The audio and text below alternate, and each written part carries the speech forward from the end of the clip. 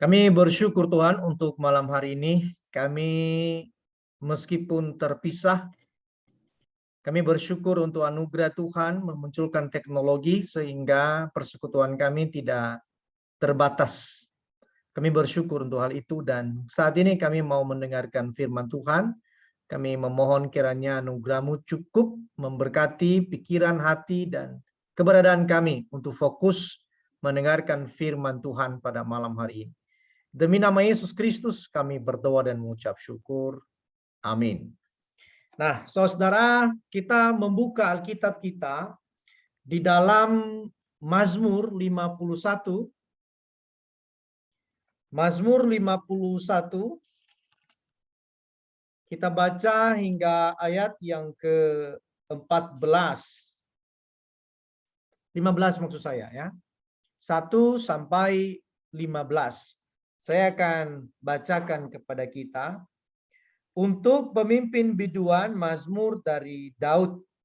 Ketika Nabi Nathan datang kepadanya setelah ia menghampiri Betsheba. Kasihanilah aku, ya Allah, menurut kasih setiamu.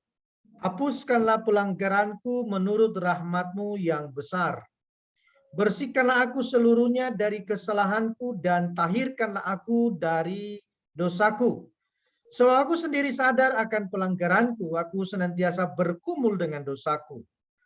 Terhadap engkau sajalah aku telah berdosa dalam melakukan apa yang kau anggap jahat. Supaya ternyata engkau adil dalam putusanmu, bersih dalam penghukumanmu. Sesungguhnya dalam kesalahan aku diperanakan, dalam dosa aku dikandung ibuku. Sesungguhnya engkau berkenan akan kebenaran dalam batin, dan dengan diam-diam engkau memberitahukan hikmat kepadaku. Bersihkanlah aku daripada dosaku dengan hisop, maka aku akan menjadi tahir. Basuhlah aku, maka aku menjadi lebih putih dari salju. Biarlah aku mendengar kegirangan dan sukacita. Biarlah tulang yang kau remukkan bersorak-sorai kembali. Sembunyikanlah wajahmu terhadap dosaku, hapuskanlah segala kesalahanku. Jadikanlah hatiku tahir, ya Allah, dan perbaharuilah batinku dengan roh yang teguh.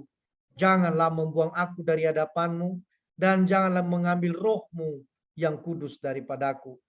Bangkitkanlah kembali kepadaku kekirangan, karena selamat yang daripadamu.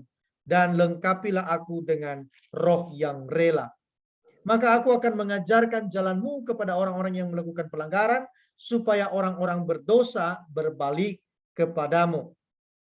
Lepaskanlah aku dari hutang darah, ya Allah, Allah keselamatanku, maka lidahku akan bersorak-sorai memberitakan keadilanmu. Ya Tuhan, bukalah bibirku supaya mulutku memberitakan puji-pujian kepadamu. Sebab engkau berkenan kepada korban sembelihan, sekiranya ku persembahkan korban bakaran, engkau tidak menyukainya. Korban sembelihan kepada Allah ialah jiwa yang hancur, hati yang patah dan remuk, tidak akan kau pandang hina, ya Allah. Saudara, demikian jauh pembacaan Alkitab kita pada malam hari ini.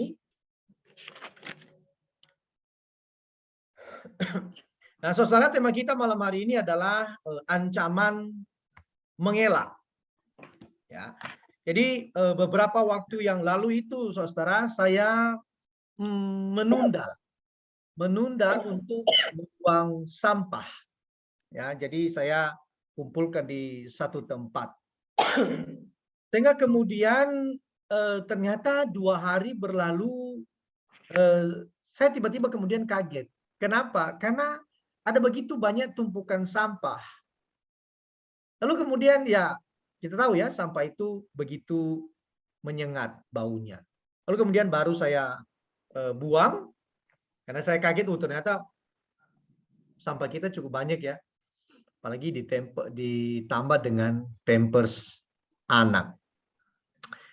Saudara, saya pikir bahwa kalau kemudian kita mencoba memikirkan tentang kehidupan kita ini, maka penghalang utama pertumbuhan rohani adalah menunda.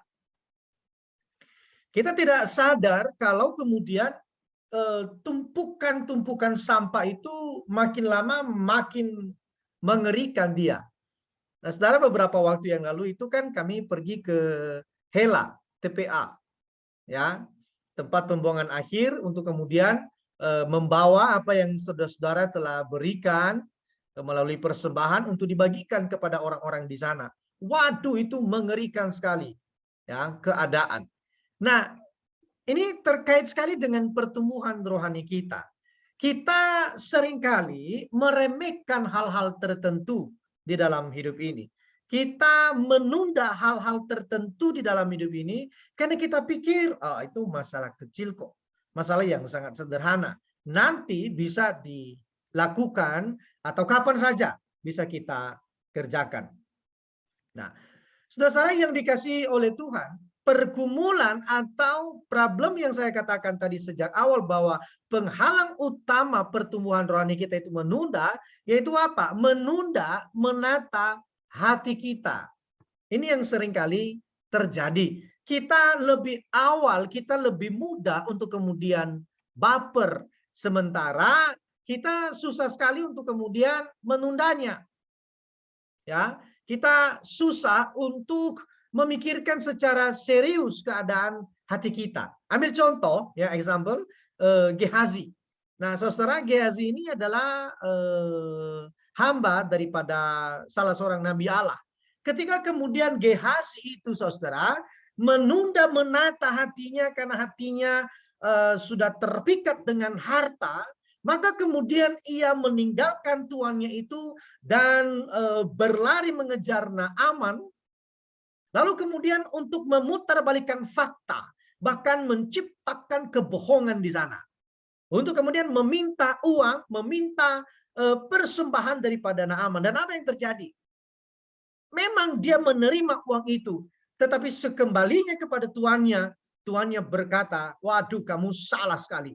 Ya, kamu tidak hati-hati. Kamu sulit sekali menunda keadaan hatimu. Kamu susah sekali untuk meneliti hatimu itu. Dan kamu menunda untuk mengejar kebenaran. Dan apa yang terjadi? Dia pada akhirnya mengalami sakit penyakit yang dialami oleh tuannya. Nah, saudara yang dikasihi oleh Tuhan, kalau kemudian kita itu memelihara untuk membiarkan misalnya dosa-dosa di dalam hidup kita itu tidak bersegera untuk kemudian kita selesaikan di hadapan Allah, kita mengelak dan kita berpikir, ah, udahlah, nggak apa-apa kok, nggak masalah, Tuhan tidak terluka dengan sikap-sikap saya yang seperti ini. Saudara-saudara, perhatikan bahwa ketika kita melakukan hal yang demikian, maka sebetulnya yang kita alami adalah impotent. Ya, impotent itu tidak produktif dia. Ini kata yang saya pikir sensitif bagi orang-orang tertentu. Kalau kemudian ada seorang laki-laki, misalnya yang tidak punya anak, lalu kemudian dia mendengarkan kalimat impotent seperti ini, waduh, itu mengganggunya. Itu membuat dia frustasi. Karena memang tidak berfungsi, tidak produktif, useless, tidak berguna. Saudara, kalau kemudian kita mengelak, menunda melakukan penyelesaian dosa kita di hadapan Allah sebetulnya, maka sejujur-jujurnya itu kita mengalami kehilangan damai dengan Allah. Hari-hari kita itu apa? Hari-hari kita itu dipenuhi, diancam oleh merasa tertuduh. Jauh di dalam lubuk hati kita. Ketika kita menyimpan dosa tertentu, ketika kita memelihara dosa tertentu, sesungguhnya kita mengalami damai dari Allah yang hilang. Dan apa yang terjadi? Kita merasa tertuduh. Saya tidak tahu, saudara, kapan terakhir saudara mengalami hal ini sebetulnya. Kalau mau jujur, kalau saudara menunda, mengelak untuk menyelesaikan dosa-dosa tertentu, ada dosa-dosa yang kita anggap pantas. Ada dosa-dosa yang kita anggap tidak masalah kok. Ya kan?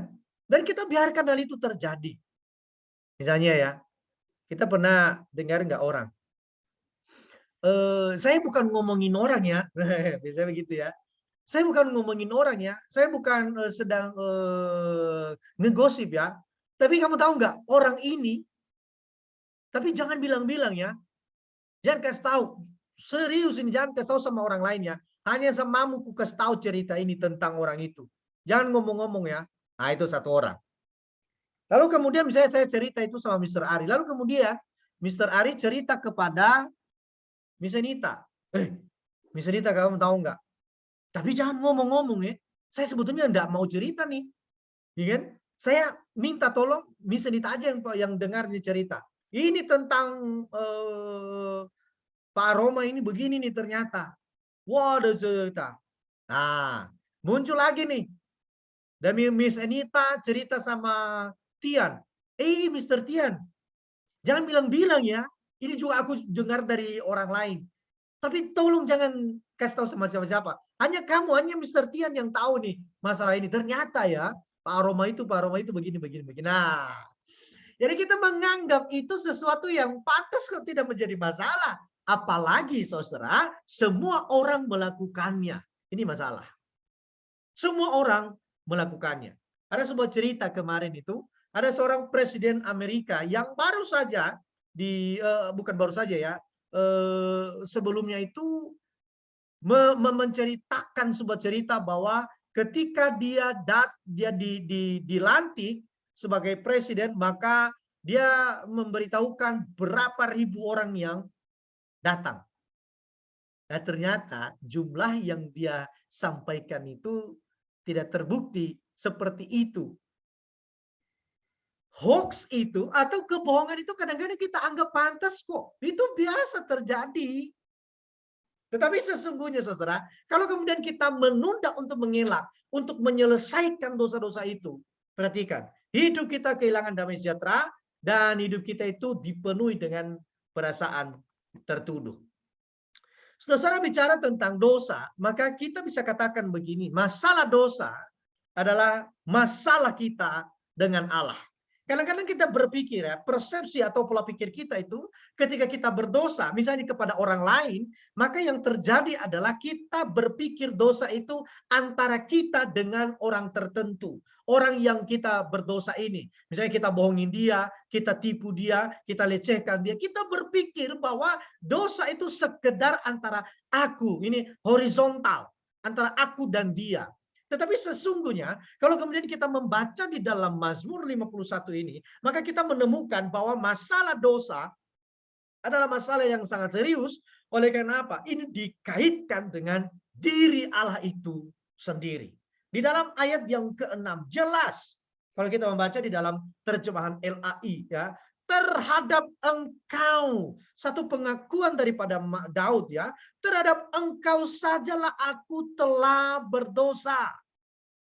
Dan kalau kemudian kita percaya bahwa konteks ini adalah ketika Nabi Nathan datang kepada dia untuk menegur dia karena dia melakukan sebuah kesalahan karena Batsheba, dosa Daud dia tidak berikan hanya searah dengan Uria, suaminya daripada Batsheba, ataupun kepada Batsheba itu sendiri. Tetapi dia melihat masalah yang sangat fundamental di dalam dosa itu, yaitu dikaitkan dengan dirinya Allah. Bahwa Daud berdosa secara vertikal kepada Allah semata, tidak kepada yang lain. Nah, saudara, ini yang sangat serius sekali, yang perlu kita pahami. Saudara, kalau kemudian kita melakukan atau jatuh di dalam dosa, maka pahami hal ini. Dosa itu tidak sekedar terjadi kepada objek yang kita berdosa itu, kepada orang itu, atau bahkan kepada diri kita. Tidak sekedar itu, saudara. Tetapi lebih kepada dirinya Allah. Nah, kita tahu ya, bahwa dosa itu sebetulnya memang pemberontakan yang dilakukan kepada Allah. Ya, mencoba untuk meragukan otoritas Allah, mencoba untuk bahkan melengsarkan Allah dari kealahannya. Kadang-kadang seperti itu kedalaman daripada pengertian dosa. Di dalam ayat yang ke-6 tadi, dan melakukan apa yang kau anggap jahat. Pribadi Allah yang kemudian kita serang di dalam dosa. Nah, ini perlu kita baharui cara kita berpikir tentang dosa. Jadi bukan hanya sekedar tindakan berdosa itu sendiri, tetapi melihat kepada siapa kita berdosa. Nah, saudara yang dikasihi oleh Tuhan, maka kemudian akibat daripada dosa itu seseorang itu tidak berhak mengklaim berkat daripada Tuhan. Saudara, ketika kemudian kita berdosa itu, maka kita tidak punya hak untuk kemudian mengklaim berkat-berkat daripada Tuhan. Oleh karena apa? Secara fundamental, hukum dosa itu, saudara, menempatkan kita di bawah hukuman angkara murka daripada Allah. Ya, isi dosa itu menempatkan kita pada titik di mana kita itu tidak bisa bergerak, kita tidak bisa menolong diri kita kecuali kita itu hanya menerima hukuman murka daripada Allah. Dan Allah benci dosa. Allah serius dengan dosa. Itu sebabnya, saudara, Kristus itu mati untuk kita. Kenapa? Karena Allah melihat serius sekali dengan dosa ini. Ada keterpisahan dengan dirinya. Yang awalnya kita ini didesain, diciptakan untuk memiliki relasi yang utuh, yang sempurna dengan dirinya Allah. Tapi karena dosa, semuanya itu menjadi berubah. Nah, saudara yang dikasihi oleh Tuhan, ketika kemudian kita membaca di dalam Mazmur 51 ini, saudara, maka kita melihat bagaimana kemurahan Tuhan itu nyata di dalam kehidupan kita, dan kemurahan Tuhan itu mendorong kita, dikatakan menuntun seseorang bukan hanya sampai pada titik introspeksi diri, melainkan menuntun kepada pengakuan bahwa dirinya telah berdosa kepada Allah. Ini yang kemudian dialami oleh Daud. Ketika ia melihat kemurahan Allah, ia menyadari bahwa ia tidak mampu menyelamatkan dirinya sendiri, maka kemurahan Tuhan itu menuntun dia. Sekali lagi, bukan hanya sampai pada titik introspeksi diri. Oh iya ya, kenapa saya bisa jatuh ya di dalam dosa-dosa tertentu? Kenapa ya saya kemudian mencoba untuk memelihara respectable sin, dosa-dosa yang dianggap pantas itu. Kenapa ya? Lalu kemudian kita mencoba untuk mendeteksi diri kita, mencoba melihat apa yang sedang terjadi ketika kita berdosa. Ya, mungkin karena kita lagi sendirian di rumah kita, di kamar kita. Ya, misalnya anak-anak muda itu, kenapa ya mudah sekali jatuh di dalam film porno? Ya mungkin karena dia bisa meneliti dirinya, oh saya sendirian di kamar, lalu kemudian internet tersedia, maka itu memungkinkan saya untuk bisa jatuh dalam dosa. Apalagi saya punya masalah, saya tertekan, saya dimarahin, saya lampiaskan seluruh kemarahan itu melalui hal-hal yang seperti itu. Nah, saudara, kita mencoba berintrospeksi diri, tetapi kemurahan Tuhan tidak sampai pada saat itu saja. Ia menuntun kita untuk kemudian kita mengakui bahwa kita itu bersedang berhadapan dengan Allah yang Maha Kuasa. Nah, saudara, di dalam bagian itu kemudian, ya, maka ketika kemudian Daud bicara, misalnya di dalam ayat yang ke-7, sesungguhnya dalam kesalahan aku diperanakan, dalam dosa aku dikandung ibuku. Ya, nah, saudara, saya coba untuk memperhatikan bagian ini. Nah, ternyata ini biasanya kan dikutip untuk menegaskan tentang original sin, dosa-dosa asal, ya. Tetapi saya pikir tidak selalu terkait dengan pengajaran original sin. Apa yang dimaksudkan diperanakan di dalam dosa, dikandung dalam dosa, tidak selalu terkait. Oleh karena apa? Kalau kemudian kita membaca Mazmur 51 ini, sebetulnya dia bentuk puisi. Dia bentuk doa, pengakuan kepada Allah. Jadi tidak melulu, saya pikir ya, tidak selalu harus dirujuk, di-apply kepada setiap orang akan hal ini. Tetapi apa? Ketika kemudian Daud berdoa, aku diperanakan, aku dikandung di dalam dosa, saya pikir begini teman-teman, dia mencoba untuk melawan rasa menunda pengakuan itu. Dia melakukan evaluasi diri secara serius di hadapan Allah. Dan dia menemukan dirinya. Kalau kita membaca dalam ayat yang ketiga, keempat, saudara, itu banyak sekali tentang I, tentang aku. Kasihanilah aku menurut kasih setiamu, hapuskanlah pelanggaranku, bersihkanlah aku dari kesalahanku, tahirkanlah aku dari dosaku, sebab Aku sendiri sadar akan pelanggaranku. Aku senantiasa bergumul dengan dosaku. Terhadap engkau sajalah aku telah berdosa dan melakukan apa yang kau anggap jahat. Saudara, ini satu ekspresi bahwa betul-betul Daud itu menyadari dirinya. Bahkan kalau kita membaca nanti di dalam ayat yang ke-19 itu, ya, Daud mengakui ketika dia berefleksi di hadapan Allah, ketika dia mengevaluasi diri, menilai diri, menakar diri di hadapan Allah. Dia sampai pada satu titik bahwa dia itu hancur. Dia mengalami keremukan jiwa. Dia mengalami hati yang sungguh hancur. Oleh karena apa? Kenapa kemudian dia merasakan itu? Karena ia tahu Allah yang disakitinya adalah Allah yang penuh rahmat, Allah yang penuh kemurahan. Masakan si dia melakukan penghinaan, melakukan penyerangan kepada Allah yang penuh cinta itu.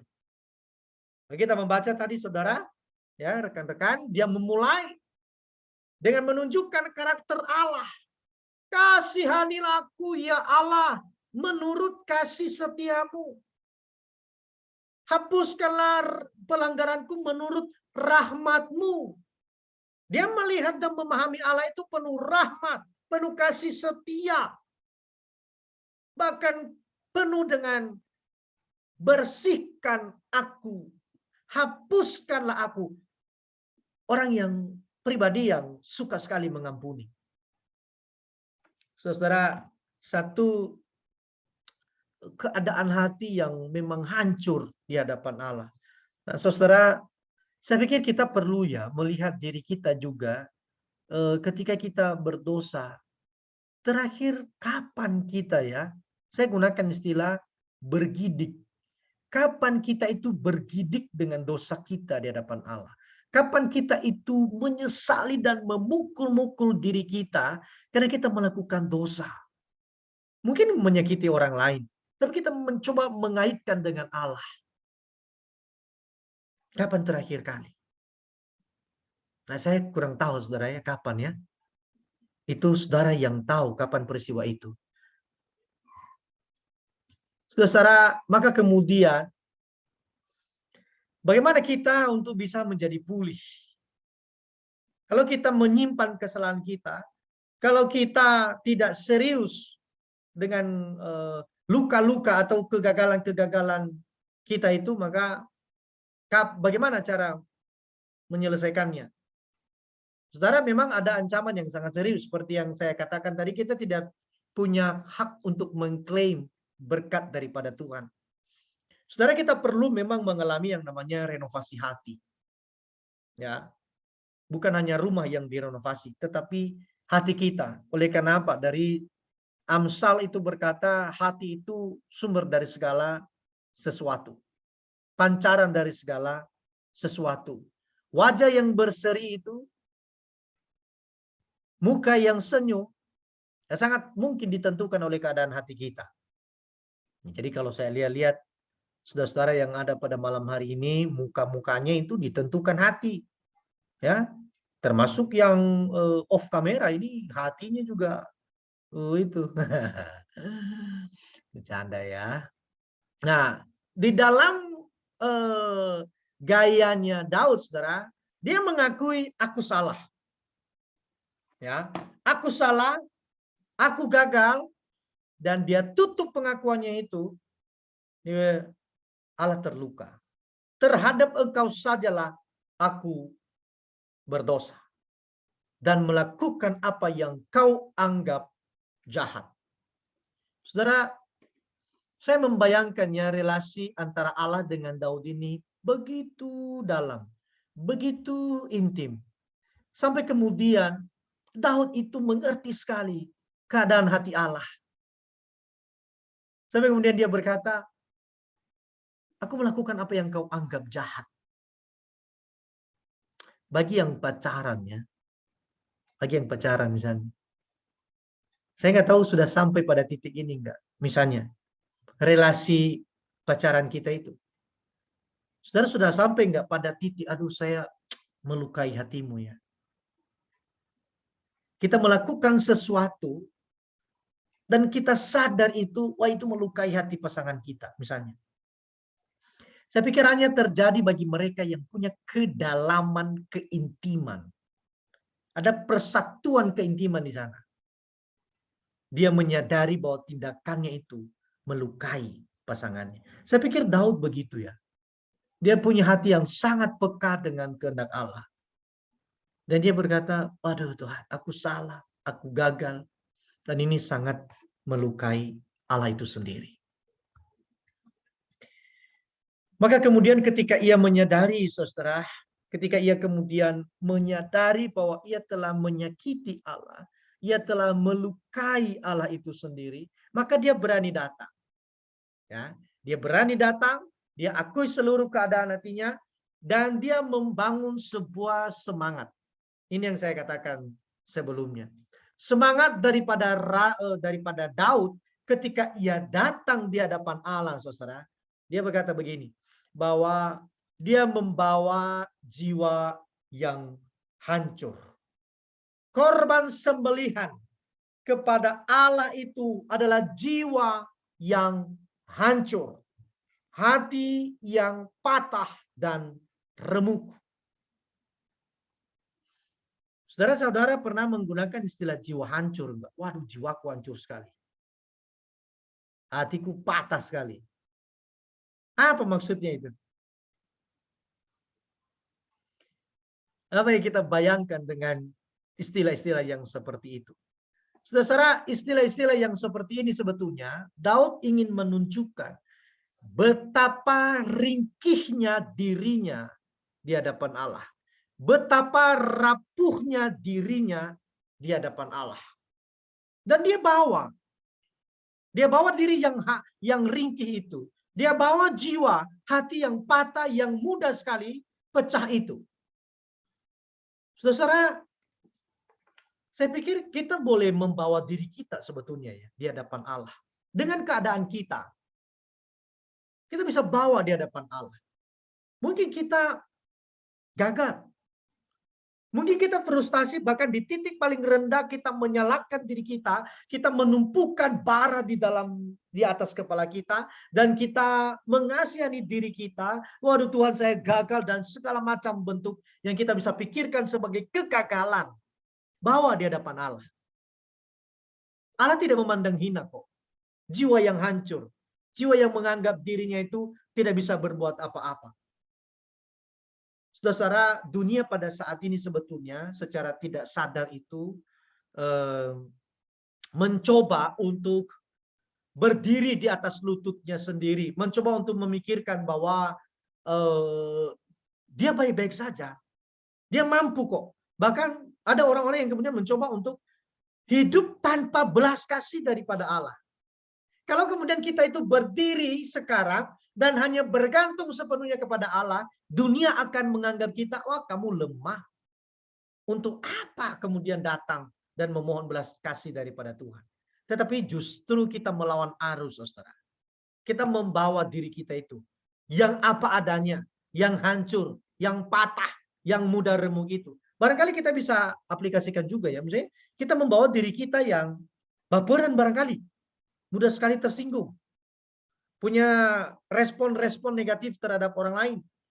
Orang ngomong A, kita udah tersinggung. Ya kita bawa di hadapan Allah. Karena memang kita rapuh. Misalnya di dalam kelas, dalam perkuliahan.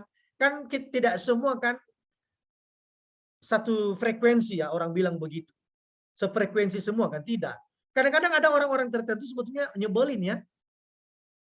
Misalnya ya, Mr. Ari ngomong A. Lalu kemudian Miss Erni Hidayati Zai ngomong A. Hal yang sama. Kadang-kadang ya, pada kenyataannya, kita lebih tersinggung kalau Mr. Ari yang ngomong A itu daripada Erni yang ngomong A. Aneh ya? Padahal kalimat yang sama. Kalimatnya sama. Ada orang-orang yang ngomong rohani. Kadang-kadang apa sih? Kayak nggak cocok omonganmu dengan badanmu. Kadang-kadang kita pikir begitu. Ketinggian badanmu, ketinggian omonganmu, badanmu kecil. Kadang-kadang kita berpikir. Tapi kalau orang lain yang ngomong, ya biasa aja tuh. Bahkan kita sangat diberkati sekali. Aneh sekali. Tapi kita bawa di hadapan Allah.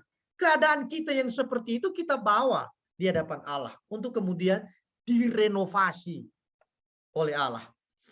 Maka kata kuncinya, saudara, di dalam ayat yang ketiga, keempat tadi. Itu sebabnya kalau kemudian kita membaca, maka Daud menempatkan hal ini di dalam hidupnya. Kasihani aku, ya Allah, hapuskanlah pelanggaranku, tahirkanlah aku. Kenapa demikian? Dosa tidak pernah bisa diselesaikan oleh manusia itu sendiri. Kita butuh kemurahan daripada Tuhan. Kita butuh kemurahan daripada Tuhan. Solusi daripada renovasi hati, saudara, adalah datang kepada Allah. Dengan memohon, dengan memahami bahwa pribadi Allah adalah Allah yang penuh kasih. Pribadi Allah adalah Allah yang berlimpah kasih setia, berkemurahan, berpengampunan, dan Dia menahirkan kita. Oleh karena apa? Kita tidak bisa menyelesaikan diri kita sendiri. Dosa tidak pernah bisa diselesaikan oleh manusia itu sendiri. Membutuhkan kemurahan daripada Tuhan. Saudara, mungkin kita pernah frustasi ya, ada di titik di mana kita sangat menyalahkan diri kita dengan dosa-dosa tertentu. Istilah Michael Magis itu dia menulis buku Dosa Ciri Diri. Dosa ciri diri. Nah, di dalam penjelasannya itu dia mengatakan tentang bahwa sebetulnya ada dosa-dosa ciri khas kita. Ada dosa-dosa di mana itu menjadi tempat persembunyian kita ketika mengalami hal-hal yang tidak nyaman. Kayak kura-kura. Kura-kura itu kalau dia mengalami ketidaknyamanan, dia masuk ke dalam cangkangnya. Nah, setiap kita sebetulnya, kita punya cangkang. Untuk kita bisa menyembunyikan diri. Dan kita anggap itu pertahanan saya, itu defense saya. Nggak masalah kok. Saudara, kita butuh kemurahan Tuhan untuk membongkar semua itu. Kita butuh kemurahan Tuhan untuk menyelesaikannya. Nah, saudara, lalu kemudian apa respons kita? Kemudian ketika kita mengalami pengampunan daripada Allah, ketika kita mengalami pentahiran daripada Allah, ketika kita mengalami pelanggaran kita itu dibersihkan, diputihkan seputih salju, kata Alkitab. Saudara, di dalam ayat yang ke-10 dia memberikan kita respons bahwa orang yang diampuni dosanya itu adalah mengalami sukacita. Biarlah aku mendengar kegirangan dan sukacita. Orang yang belum diampuni dosanya, saudara, dia mengeluh dengan dirinya dan dia punya muka itu kecut. Dia murung. Tetapi orang yang mengalami pengampunan, di dalam Amsal kalau tidak salah, dikatakan berbahagialah orang yang diampuni kesalahannya. Atau Mazmur, saya lupa, saudara. Berbahagialah orang yang diampuni kesalahannya. Maka ada sukacita. Saya tidak tahu apa yang kemudian membuat kita kehilangan sukacita ya pada akhir-akhir ini.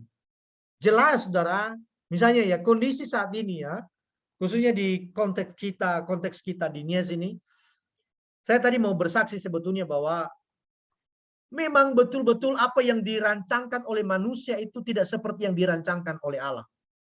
Kita punya rancangan pelayanan-pelayanan itu secara tatap muka. Tapi Tuhan izinkan hal ini terjadi. Saudara, kadang-kadang ini membuat saya berduka, kehilangan suka. Jujur, karena kita nggak bisa. Teman-teman sebetulnya kurang, kita harus akui bahwa kadang-kadang tidak nyaman mendengar khotbah melalui virtual seperti ini. Kita lebih enak bisa ketemu, bisa ngopi, bisa makan bakpao, bisa bawa risol dan segala macam.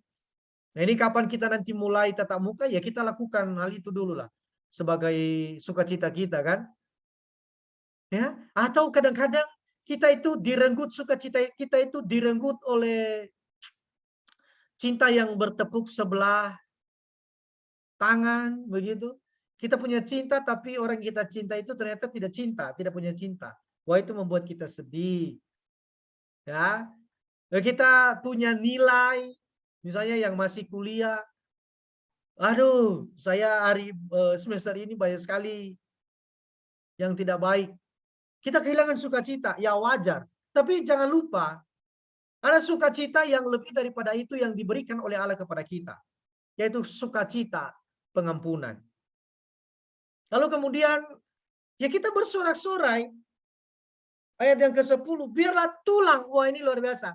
Biarlah tulang yang kau remukkan bersorak-sorai kembali. Artinya apa? Kalau dikatakan bersorak-sorai kembali, pernah berduka, pernah kecut, pernah cemberut, pernah murung dia. Oleh kenapa? Oleh karena dosa.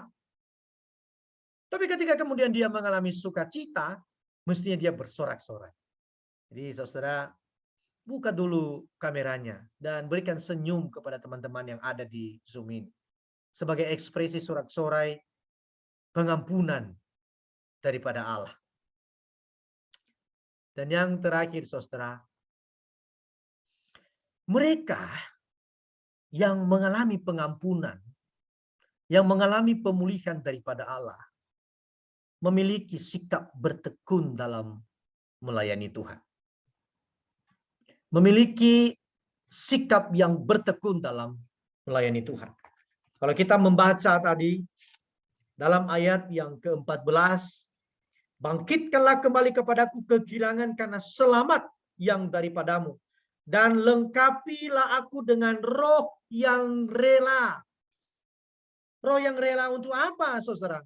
Untuk mengajarkan jalanmu kepada orang-orang yang melakukan pelanggaran, supaya orang-orang berdosa berbalik kepadamu. Saudara, apa itu pelayanan sebetulnya? Kalau berdasarkan teks ini, pelayanan itu adalah pelayanan yang membawa orang melihat kepada Allah. Bukan melihat kepada diri kita sebagai pelayan, tetapi melihat kepada Allah, berbalik kepada Allah, meninggikan Allah. Itu spirit isi daripada pelayanan. Dan itu dilakukan oleh orang siapa? Orang-orang yang mengalami pemulihan daripada Allah. Orang-orang yang mengalami pengampunan daripada Allah. Saudara, barangkali kita perlu membangun pola pikir kita pada malam hari ini.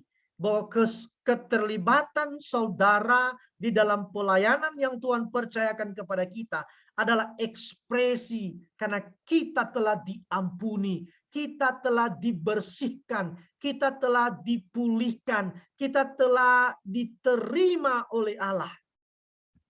Maka kita bertekun.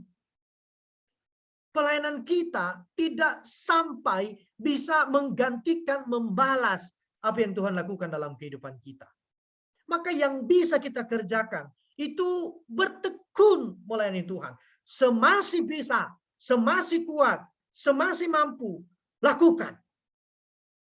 Kapan hari ada Mr. Holly ya? Ada ya? Tadi saya lihat beliau sempat bergabung. Nah, ini ada. Ya, kapan hari memberikan sebuah status, saya pikir ini baik sekali ya. Masa aku memberikan kuntum yang layu? Ya, tapi dia tidak menyebutkan apa di sana ya. Tapi saya komen itu. Bagi yang mampu, berikan bunga kuntum yang baru dong. Yang bagus. Tapi jangan salah juga. Jangan paksa juga. Jangan paksa, kalau memang tidak mampu ya sudah. Yang bisa kau lakukan, lakukan. Dalam pelayanan kepada Tuhan. Tuhan memperlengkapi kita dengan kemampuan tertentu. Berikan kepada Tuhan. Jangan setengah-setengah. Nanti kalau udah tidak mampu, baru pingin sekali melayani Tuhan. Kan aneh. Ketika masih muda, ketika masih kuat, tidak mau melayani Tuhan. Udah stroke, udah patah kaki setengah, baru aduh pingin sekali melayani Tuhan. Sambil meneteskan air mata. Udah terlambat. Tapi kalau kita sudah mengalami pengampunan daripada Tuhan, mestinya kita semangat. Ya, hujan badai kita kerjakan. Ya, kita tidak kalkulasi dalam pelayanan kepada Tuhan karena kita sudah diampuni. Allah tidak kalkulasi juga kepada kita. Allah tidak hitung-hitungan untuk melakukan kasih kepada kita. Masakan kita sekarang hitung-hitungan kepada Dia? Nah, saudara, mereka yang dipulihkan adalah mereka yang melakukan semampunya untuk melayani Tuhan. Mari kita bersatu di dalam doa. Tuhan, kami bersyukur malam hari ini Tuhan topang, Tuhan pimpin, dan Tuhan sertai kami. Dan kiranya kami bisa mengekspresi pengampunan yang kami terima daripada Allah itu memulihkan keadaan kami. Pengampunan yang kami terima daripada Allah itu mendorong kami untuk bertekun, melakukan, memuliakan Tuhan. Kami bersyukur untuk pengampunan yang Kau berikan kepada kami dalam Yesus Kristus, ya Tuhan. Dan ajar kami untuk memuliakan Engkau, untuk meninggikan Engkau dengan apa yang kami kerjakan, sekuat tenaga, semampu kami. Berkati setiap kami ya Tuhan. Demi nama Yesus Kristus, kami berdoa dan mengucap syukur. Amin.